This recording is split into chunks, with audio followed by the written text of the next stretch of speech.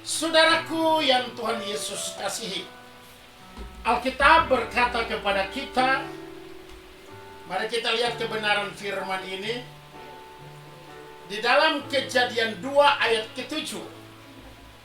Kejadian 2 ayat ke-7, saudaraku yang Tuhan Yesus kasihi, jangan keluar saat kita beribadah. Anda yang sudah nonton dan tetap bertahan, ada satu kemuliaan Allah hari-hari ini begitu luar biasa mau dinyatakan kepada Ibu Bapak dan saya yang lagi nonton live streaming. Jangan Anda keluar, Anda terus ikut. Anda yang sudah masuk, Anda terus ikut, dan Anda akan menemui rahasia-rahasia yang dalam pada pagi ini. Saya percaya itu. Saudaraku, Tuhan itu adalah sumber kehidupan bagi kita. Tuhan itu adalah sumber kekayaan kita. Tuhan itu adalah sumber nafas kita. Tuhan itu adalah sumber kehidupan. Karena itu, saudaraku, mari kita lihat firman Tuhan dalam Kejadian 2 ayat 7. Kejadian 2 ayat 7. Kejadian 2 ayat 7 demikian firman Tuhan. Ketika itulah Tuhan Allah membentuk manusia itu dari debu tanah dan menghembuskan nafas hidup ke dalam hidungnya. Demikianlah manusia itu menjadi makhluk yang hidup. Saudara dengar, pada hari ini Alkitab berkata kepada kita, ketika itulah Tuhan Allah membentuk manusia itu dari debu tanah dan mengembuskan nafas hidup ke dalam hidungnya. Demikianlah manusia itu menjadi makhluk yang hidup. Saudaraku, Allah memiliki satu perencanaan yang spesial untuk membentuk manusia menikmati segala sesuatu, bukan hari pertama, tapi hari terakhir pada penciptaan yang ke-6. Allah merasakan ada sesuatu yang kosong. Allah merasakan sesuatu yang ketidaksempurnaan. Maka Allah memiliki tujuan untuk menciptakan manusia. Kalau kita lihat pada ayat yang ke-6, ayat 6, Kejadian 1 ayat 6.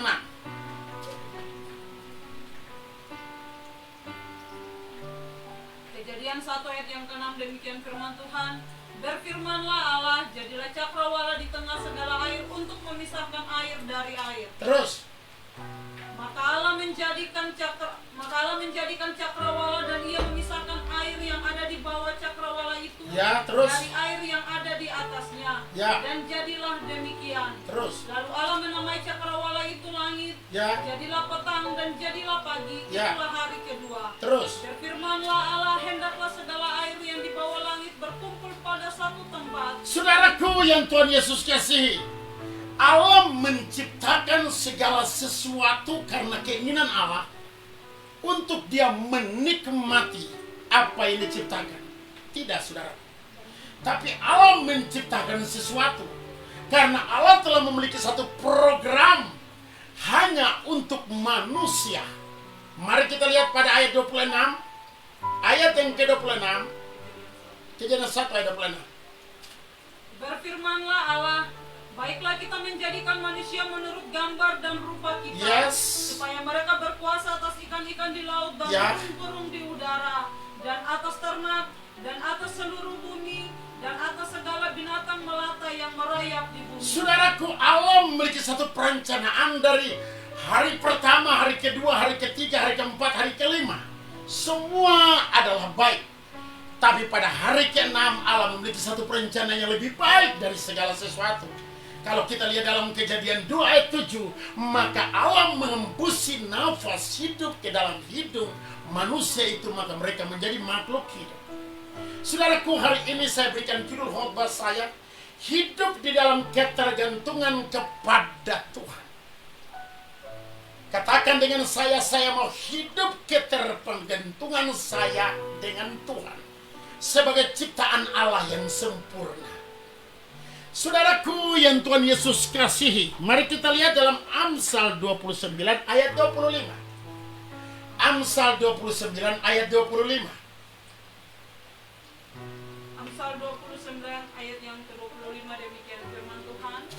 Takut kepada orang mendatangkan jerat, tetapi siapa percaya kepada Tuhan dilindungi. Saudaraku, hari ini Alkitab berkata takut kepada manusia menjadi jerat. Tetapi, coba aja, keluar Amsal 3 tadi. Ya, Amsal tetapi tadi. Siapa percaya kepada Tuhan dilindungi. Tetapi siapa percaya kepada Tuhan akan dilindungi. Saudaraku, kita hidup ini tergantung penuh. Anda dan saya dipanggil untuk menjadi kekasih-kasih Bapa. Siapa? Coba buka Amsal tadi 29 ayat 25. Amsal 29 ayat 5. Buka supaya saya mau fokus di sana. Saudaraku yang Tuhan Yesus kasih, Alkitab berkata bahwa siapa yang terpergantung kepada manusia akan menjadi jerat. Tetapi siapa percaya kepada Tuhan dilindungi. saudaraku dengar, kekristenan ada dua hal yang Tuhan minta. Yang pertama adalah percaya, yang kedua adalah iman. Kekristenan bukan sesuatu yang Anda lakukan. Kekristenan bukan satu pemaksaan untuk Anda dapat standar Allah yang terbaik. Karena Allah dalam Kristus sudah melakukan itu buat Anda dan saya. Tetapi Dia minta kepada Anda dan saya untuk mempercayakan Dia secara sepenuhnya. Mari kita lihat dalam Yohanes 10 ayat 10. Yohanes 10 ayat 10. Yohanes 10 ayat yang ke-10 demikian firman Tuhan. Pencuri datang hanya untuk mencuri dan membunuh dan membinasakan. Aku datang supaya mereka mempunyai hidup dan mempunyai dalam segala kelimpahan. Saudaraku yang Tuhan Yesus kasihi, Alkitab mengingatkan kita bahwa Allah sumber damai sejahtera yang datang dalam Kristus memberikan Anda dan saya punya kehidupan. Pencuri atau iblis itu datang hanya mencuri, membunuh, membinasakan. Tapi Kristus datang hanya memberi Anda dan saya hidup. Mari kita lihat ini, bagaimana seorang Daud mendapat kasih sayang Tuhan begitu luar biasa. Di dalam Mazmur 16 ayat yang kelima sampai ayat yang ke-10. Mazmur 16. Ya Tuhan, Engkaulah bagian warisanku dan pialaku. Engkau sendirilah yang meneguhkan bagian yang diundikan kepadaku. Tali pengukur jatuh bagiku di tempat-tempat yang permai. Ya, milik pusakaku menyenangkan hatiku. Terus. Aku memuji Tuhan yang telah memberi nasihat kepadaku. Ya, pada waktu malam hati nuraniku mengajari aku. Aku senantiasa memandang kepada Tuhan karena Ia berdiri di sebelah kananku. Aku tidak goyah. Saudaraku, dengar hari ini. Pemazmur melukiskan sesuatu kepercayaan dia kepada Tuhan, terpergantung dia kepada Tuhan. Dia tidak melihat Tuhan seperti murid-murid melihat Yesus secara fisik. Tetapi kita lihat di sini seorang pemazmur yang begitu luar biasa, mempercayakan Tuhan, bergantung sepenuh kepada Tuhan. Dikatakan pada ayat 5, ya Tuhan, Engkaulah bagian warisanku dan pialaku. Engkau sendirilah yang meneguhkan bagian yang diundikan kepadaku. Pemazmur memandang Tuhan itu sebagai bagian warisan kehidupan dia. Dia begitu luar biasa mempercayakan Allah. Makanya saudaraku, waktu dia menghadapi Goliat, karena dia sudah biasa melatih diri dia dengan singa, dengan beruang, dengan anjing hutan yang ingin menerkam domba-dombanya. Dia dengan mudah mengalahkan itu. Kenapa? Dia selalu melatih hidup dia untuk hidup di dalam Tuhan yang mengalami kemenangan. Saudaraku, dengar pada hari ini, mungkin Anda sedang berada seperti pemazmur itu. Mungkin Anda berada dalam tekanan, persoalan, masalah hidup yang Anda dan saya alami. Dengar pada hari ini, Tuhan sedang mengajar Anda untuk mengendalikan Dia secara sepenuhnya, bergantung penuh kepada Tuhan. Ayat yang ketujuh dikatakan, aku memuji Tuhan yang telah memberi nasihat kepadaku, yang pada waktu malam hati nuraniku mengajari aku. Saudaraku, siapa yang mengajar Daud seperti demikian? Ayahkah? Saudara-saudara, tidak seorang pun yang mengajar dia. Tetapi waktu dia terpergantung kepada Tuhan, dia disebut sebagai seorang pemazmur. Seorang yang suka menyanyi, seorang yang suka memuji, seorang yang suka menyembah Allah. Dikatakan pada 8, aku senantiasa memandang kepada Tuhan. Saudara dengar pada hari ini. Mungkin pada waktu kita datang kepada Tuhan pada hari ini, di dalam ibadah live streaming ini, kita merasakan begitu luar biasa lawatan. Kita merasakan begitu luar biasa hadirat. Dan kita menyadari bahwa Tuhan itu ada di tempat waktu kita beribadah. Saudaraku, mari kita melatih diri kita. Seperti apa yang dikajikan oleh pemasmur. Waktu dia dalam medan pertempuran, dia mengangkat seluruh pandangannya kepada Allah. Dia mengangkat seluruh pengharapannya kepada Allah. Waktu dia datang dalam pertandingan peperangan, di mana Goliat pada hari itu tampil kepada dia. Dia datang dengan sikap hati yang percaya. Waktu Saul berkata kepada dia, engkau tidak bisa melawan orang itu. Dia sudah terbiasa berperang. Dia biasa di padang gurun puluhan tahun. Engkau belum arti apa-apa. Lihat perkataan Daud. Daud berkata, Tuanku raja untuk Tuhan ketahui. Aku biasa mengembalakan kambing 2-3 ekor ayahku. Seekor domba diterkam oleh seekor singa. Aku kejar singa itu. Aku pukul rahangnya. Aku ambil anak domba itu dari mulut singa itu. Dan waktu aku mengembalakan, aku biasa. Pada waktu itu ada beruang, ada anjing hutan. Allahku yang sembah, Allahku yang kusembah, sanggup meluputkan aku dari semua cengkeraman, cakaran anjing hutan, cakaran beruang. Allah yang aku sembah sanggup mengalahkan orang Filistin ini. Saudaraku, lihat di sini. Kita seringkali kita berkata bahwa kita bergantung kepada Tuhan. Pada waktu kita cari Tuhan, kita memuji Tuhan, kita menyembah. Saudara, lihat apa yang dikatakan oleh pemazmur pada 8. Aku senantiasa memandang kepada Tuhan karena ia berdiri di sebelah kananku. Aku tidak goyah. Hari-hari ini sesuai dengan judul yang saya berikan kepada ibu bapak pada hari ini. Hidup dalam terpergantungan penuh kepada Tuhan. Saudaraku, Alkitab mengingatkan kepada kita pada hari ini. Daud pada waktu mengalami persoalan tentang kehidupan, dia mengerahkan pandangannya kepada Tuhan. Karena ia berdiri di sebelah kananku. Saudaraku, Tuhan tidak pernah tinggalkan Anda. Tuhan tidak pernah membiarkan Anda. Tuhan berkata dia datang untuk memberi Anda hidup. Dia datang untuk memberi Anda kelimpahan.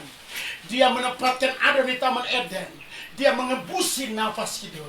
Kalau Anda melihat berkat yang tidak pernah stop dan terus berkesinambungan dalam hidup Anda harus melatih diri Anda untuk bergantung penuh kepada Tuhan. Orang yang bergantung penuh kepada Tuhan, mereka sedang berada di Taman Firdaus, taman kelimpahan, di mana Allah sendiri yang memberkati mereka. Saudaraku, kita lihat pada ayat 8, aku senantiasa memandang kepada Tuhan, karena ia berdiri di sebelah kananku, aku tidak goyah. Saudaraku, hari-hari ini kita banyak mendapat pernyataan Tuhan. Tuhan akan datang. Saya bilang ya dan amin. Dengan segala sesuatu goncangan demi goncangan yang hari ini terjadi, COVID-19, dan begitu banyak problem yang akan Anda dan saya hadapi di tahun-tahun yang akan datang, di mana perekonomian dunia akan digoncangkan dan kita masuk dalam sistem yang baru. Kita akan masuk dengan cara yang baru. Hanya satu cara supaya saudara dan saya dapat diselamatkan. Pemazmur berkata, Tuhan itu adalah gembalaku. Tuhan itu adalah perlindunganku. Saudaraku, lihat orang yang mengandalkan Tuhan. Alkitab berkata, sebab itu hatiku bersuka cita. Pada waktu engkau dalam tekanan, engkau berseru kepada dia. Dan engkau harus yakin bahwa dia datang memberi engkau dan saya, Anda dan saya, memiliki kehidupan yang pertama. Orang yang taruh pengharapan kepada Tuhan. Sebab itu hatiku bersuka cita. Waktu dia mengandalkan Tuhan, ada tekanan dan persoalan yang begitu luar biasa. Tanpa Anda sadari, ada kekuatan yang mengintervensi Anda. Ada kuasa, kekuatan kebangkitan Allah yang nyata di dalam hidup Anda dan saya. Dia akan melepaskan kuasa itu bagi Anda dan saya. Dia akan memberikan kekuatan baru bagi Anda, sehingga Anda mampu bersuka cita. Kalau hari-hari ini Anda tidak punya rupiah, kalau hari-hari ini deposito Anda sudah tidak ada lagi, mungkin ATM Anda sisa 100.000. Dengar, dia sudah menyediakan hidangan di hadapan para lawan bagimu. Taruhkan dia. Bagaimana Anda taruhkan dia, saudara? Dia katakan pada waktu engkau memuji dia, maka ia memberikan kepadamu sukacita. Dan yang kedua, jiwaku bersorak-sorak. Kata jiwa di sini adalah pikiran, saudaraku. Kata jiwa di sini adalah pikiran yang bersorak-sorak. Saudaraku, kata pikiran yang bersorak-sorak itu pikiran yang tenang. Waktu Anda andalkan Tuhan, tanpa kita sadari, ada kuasa Allah di sana dalam hidup ini. Dan yang ketiga, saudaraku, Alkitab berkata, bahkan tubuhku akan diam dengan tentram. Pada waktu Anda andalkan Tuhan, Anda akan hidup dalam ketenteraman. Sekalipun badai ada di sana, sekalipun tantangan di sana, ada gelombang di sana, tetapi Anda akan naik di dalam kemuliaan yang tak terbatas, karena Allah menyertai Anda dan saya.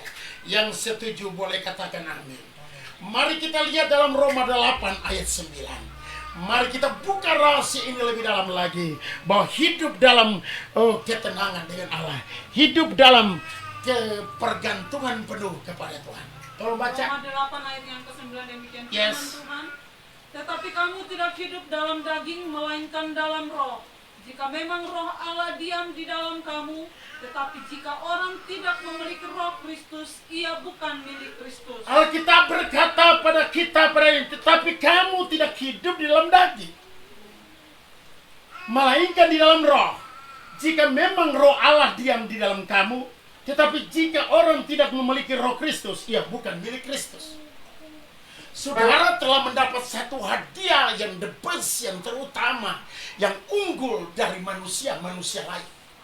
Saudara berbeda dengan tetanggamu. Saudara berbeda dengan orang-orang yang ada di bumi ini. Saudara menerima roh yang tak terbatas.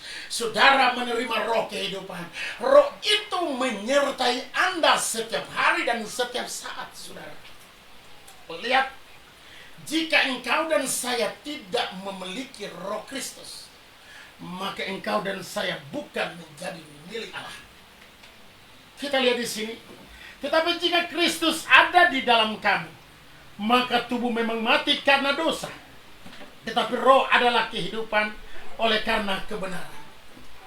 Saudaraku yang Tuhan Yesus kasih, sebelum manusia jatuh di dalam dosa, sebelum manusia tergoda dengan ikatan iblis, saudaraku, saudara lihat, manusia penuh dengan kemuliaan Allah. Manusia tidak berbusana.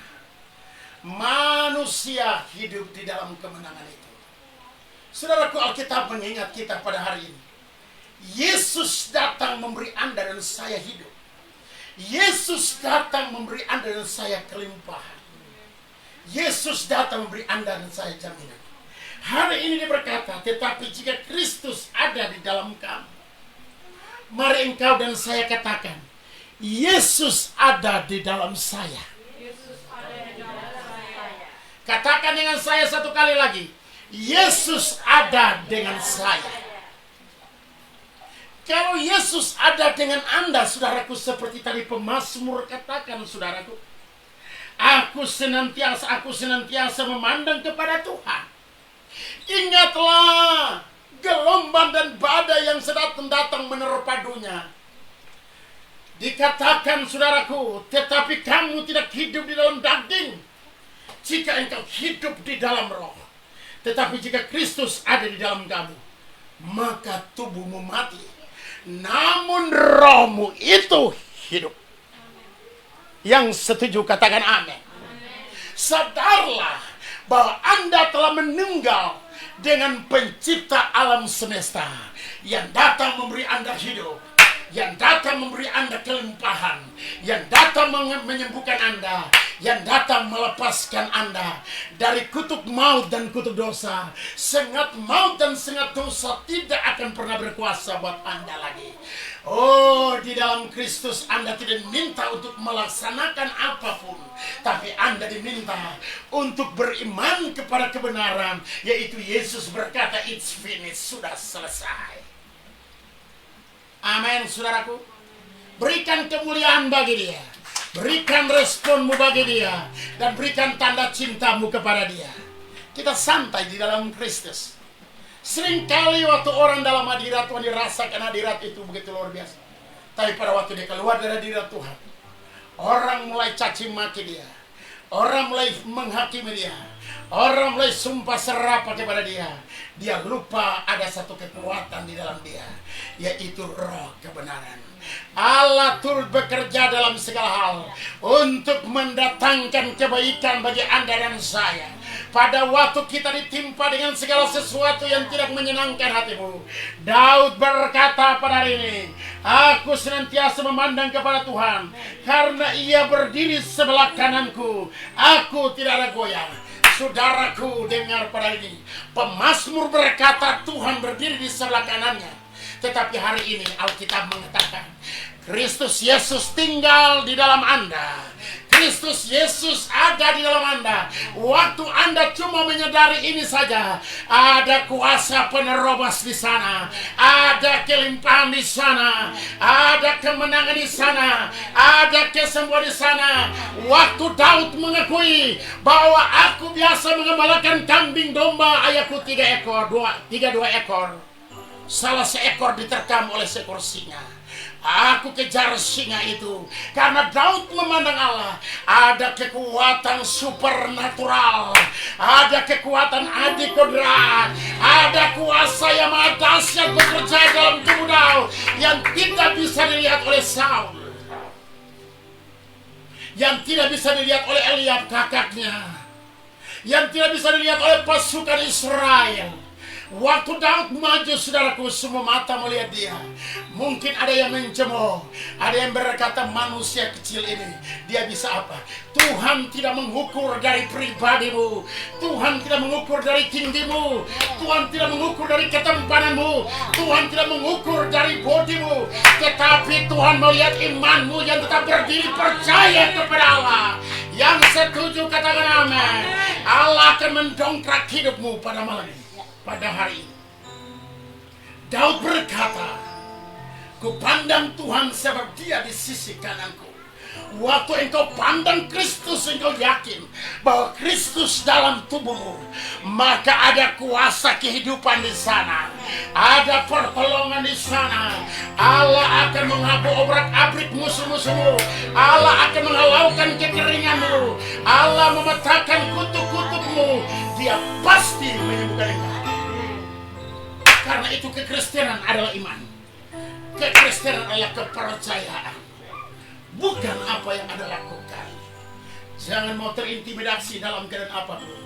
Dengar saudaraku, tetapi jika Kristus ada di dalam kamu, maka tubuhmu memang mati karena dosa, tetapi roh adalah kehidupan oleh karena kebenaran.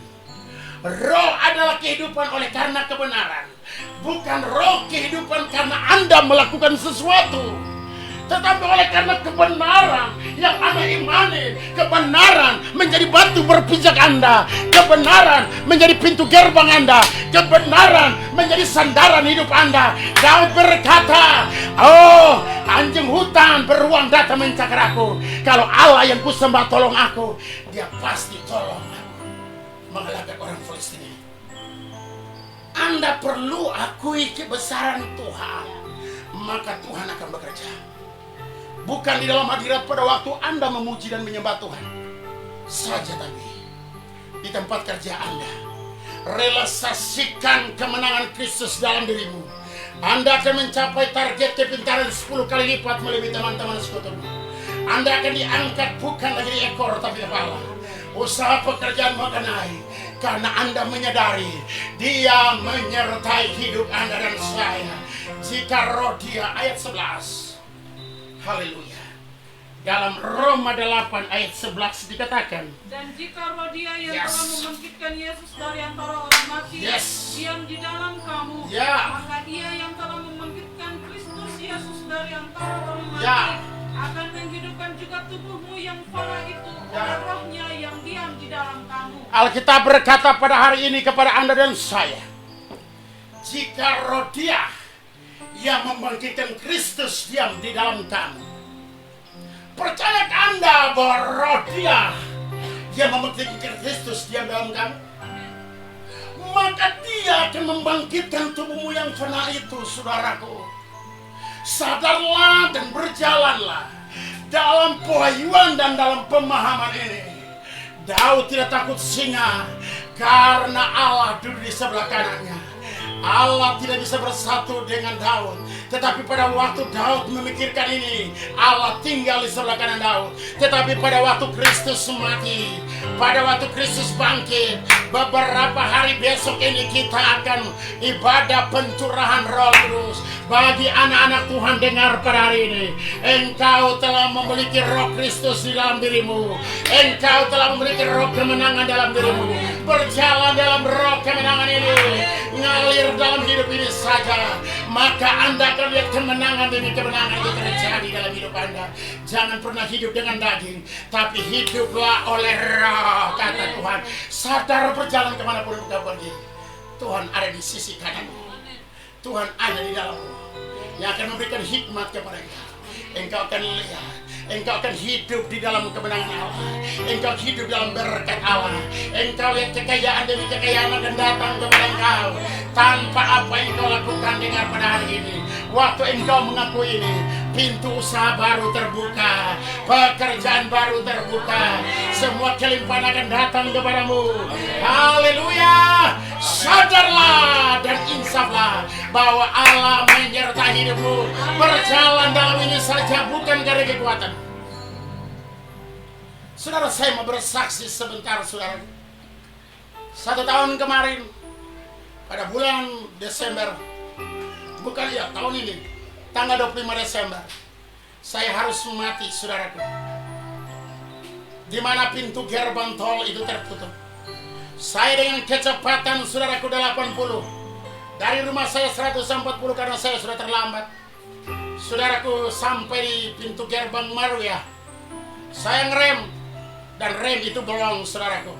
Saya tidak bisa ngerem lagi. Saudaraku, aku meyakinkan bahwa ada para malaikat menjaga aku. Aku meyakinkan bahwa Tuhan bersama dengan aku, dan aku dan hidupkan ini setiap waktu. Dan aku tidak mau terintimidasi oleh keadaan apapun. Saudaraku, kira-kira 5 meter mobil masih kencang dengan 80, saudaraku. Saudaraku, aku ngerem dan rem sudah belum. Saudaraku, rem dan dia lari begitu, saudaraku. 5 meter saya teriak, Yesus, Tuhan Yesus, tolong aku. Dan saya teriak, darah Yesus, Tuhan Yesus, tolong aku. Saudaraku, dia Allah yang hidup. Saya bersaksi ini bukan bersaksi omong kosong. Hari dan minggu terakhir bulan Mei ada corona ini, saudara. Tiba-tiba pintu gerbang itu terbuka dan terangkat. Tuhanmu yang kau sembah adalah Tuhan yang sanggup menolong engkau. Pada waktu engkau berseru memanggil nama Yesus, Dia di dalammu. Dia sanggup keluar.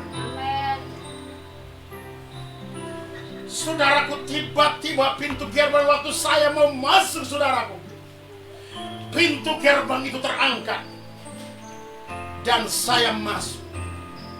Saudara, apa yang terjadi? Waktu saya masuk, saudaraku, mobil 1 meter langsung stop. Tak. Saudara, saya tidak bisa injak rem, tapi mobil itu langsung stop. Saya bukan berbicara omong kosong. Nafas hidupmu, pakai dan makanmu, semua kehidupanmu ada dalam tanggung jawab Allah. Jika engkau belajar untuk melatihkan dirimu dengan ini, Dia sanggup melakukan perkara-perkara dahsyat. Dan waktu itu, saudaraku, saya jalan, saudaraku, rem itu Saudaraku, kalau Tuhan tidak menyetop itu, kira-kira 10 meter ke depan ada pagar baja yang menanti saya. Itu tikungan tajam, saudaraku. Dan tikungan itu ada jembatan. Dan 80 dengan kecepatan itu, saya balik setir, pasti saya oleng. Saya akan terguling-guling dan masuk di bawah jembatan itu. Dan itu pasti ketabrak besar. Saya tidak tahu bagaimana nasib saya. Daud berkata, saudaraku, aku senantiasa memandang kepada Tuhan karena Ia berdiri di sebelah kananku. Aku tidak goyah. Berikanlah kepercayaanmu sepenuh-penuh kepada Allah. Mungkin hari ini untuk membayar utang, untuk membiayai anak-anakmu dalam sekolah, untuk membiayai uang kontrakanmu, untuk membiayai, saudaraku, uang kredit rumahmu, untuk membiayai uang kredit mobilmu. Lihat, pandang Dia. Dia Tuhan yang hidup.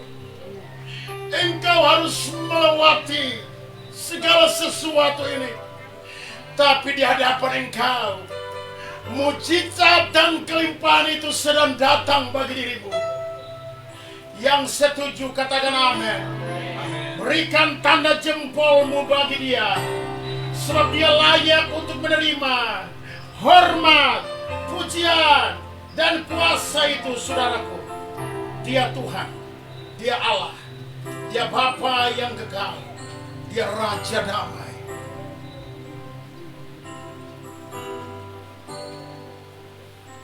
Dikatakan, waktu Daud mengalami peperangan, Daud bukan saja mengakui kepada Tuhan, tetapi dia mengakui kepada Saul.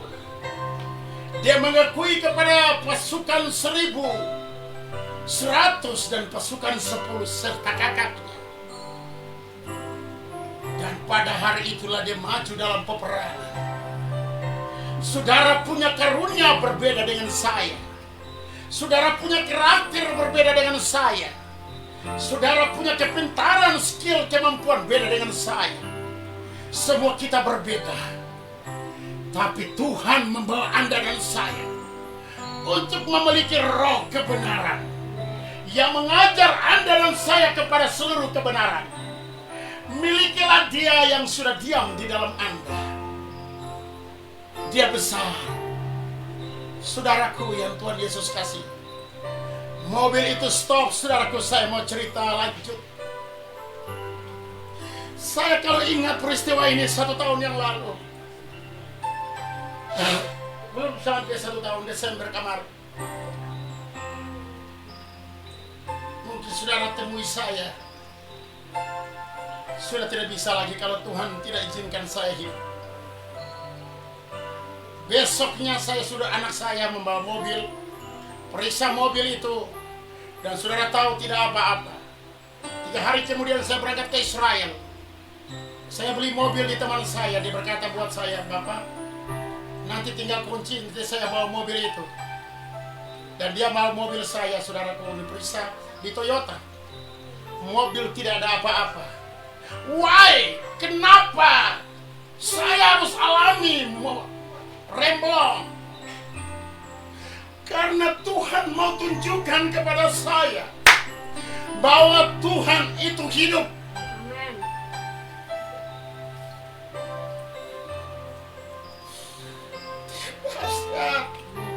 Dia ajaib.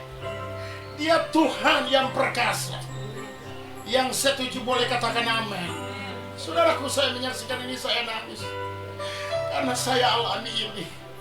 Bapak Ibu yang Tuhan Yesus kasih, besok saya melewati gerbang pertama. Saya tanya kepada orang, anak saya sudah bawa mobil itu, saya pakai mobil yang lain, saudaraku.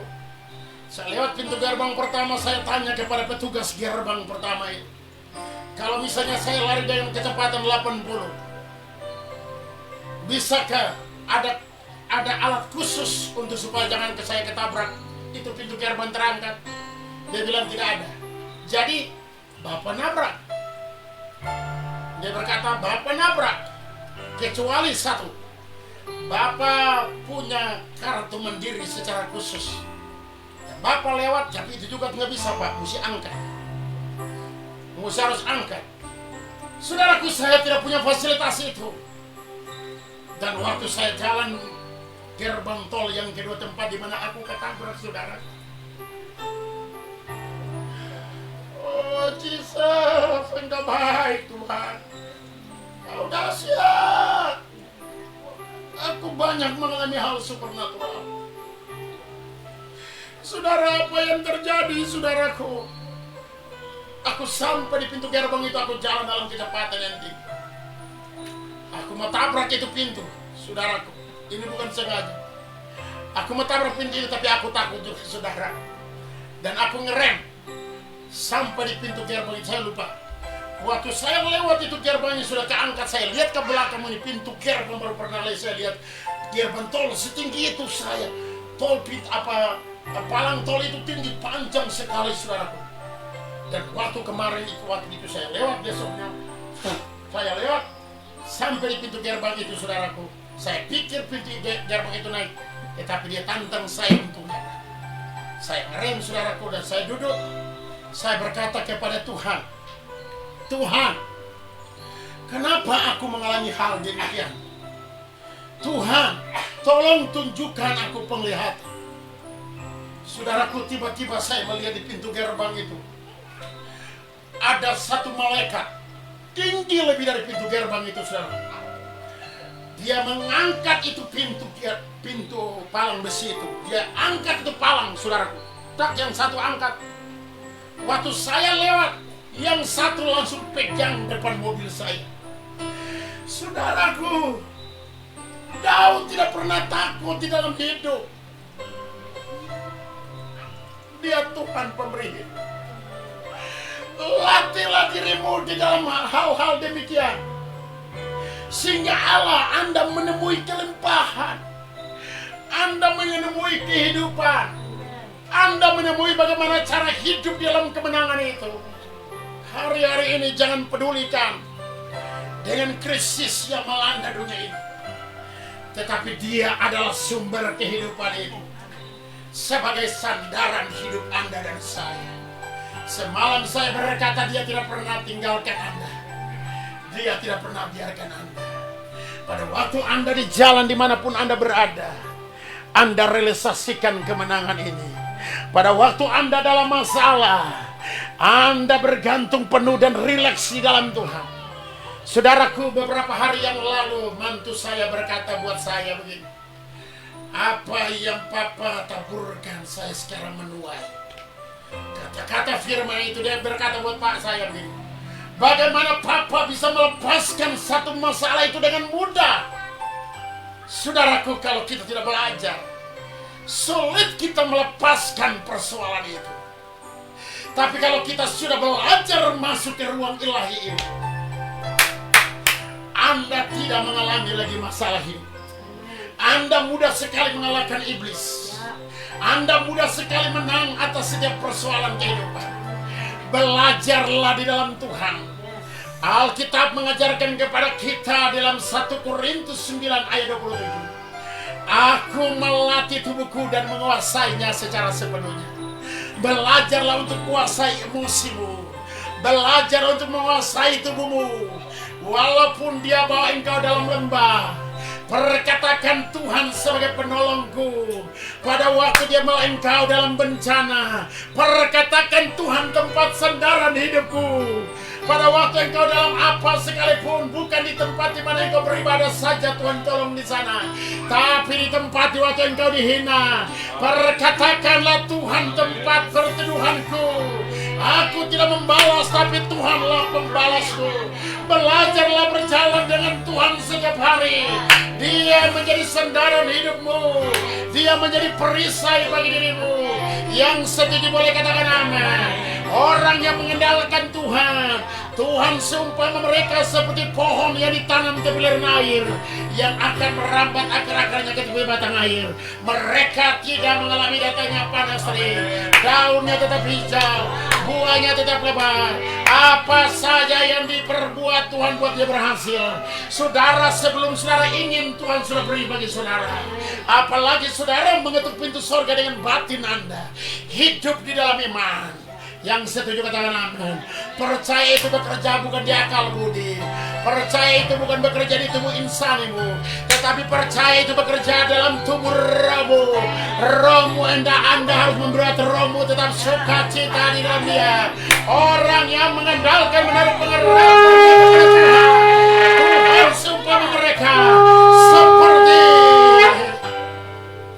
Sadarlah hari ini, Tuhan menyertai hidup. Amin. Tenang. Kalau Tuhan menyertai hidupmu, izinkan dia yang berperan. Izinkan dia ambil alih hidupmu. Ini dimensi yang sangat tinggi. Zaman baru sedang datang. Ini tahun Tuhan. Tahun di mana Tuhan akan bergerak denganmu. Tanganmu penuh kuasa. Engkau diberi kuasa untuk usir setan. Amin. Saudaraku, mari kita lihat supaya engkau menjalan bersama dengan Tuhan. Saudaraku, kita berkata dalam Mazmur 16 ayat 5 dikatakan, saudaraku, ayat ketiga, orang-orang kudus yang ada di tanah ini, mereka orang-orang mulia yang selalu menjadi kesukaanku. Pada waktu engkau mengandalkan Tuhan, ada bagian yang harus perlu kita lakukan. Bawalah orang-orang yang perlu diselamatkan. Daud berkata, orang-orang kudus di tanah ini, itulah kesukaanku. Daud tidak bangga dengan hartanya. Daud tidak bangga sebagai seorang raja. Daud tidak bangga dengan kerajaannya. Daud tidak bangga dengan popularitas anaknya. Tetapi Daud bangga apabila dia melihat orang-orang kudus semakin bertambah di negeri dia.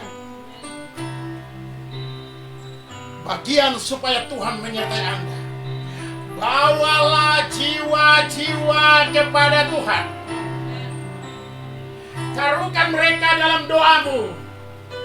Belajarlah untuk mengasihi orang-orang yang membenci engkau. Belajar untuk mengasihi orang-orang yang menuduh engkau. Belajar untuk mengasihi orang-orang yang memfitnah engkau. Belajarlah untuk bersenang-senang dalam hadirat suami istri, anak-anak, orang tua. Belajarlah untuk saling mencintai satu sama lain. Jangan ada kekhawatiran bagimu. Hal yang ketiga, menangkan jiwa bagi Tuhan.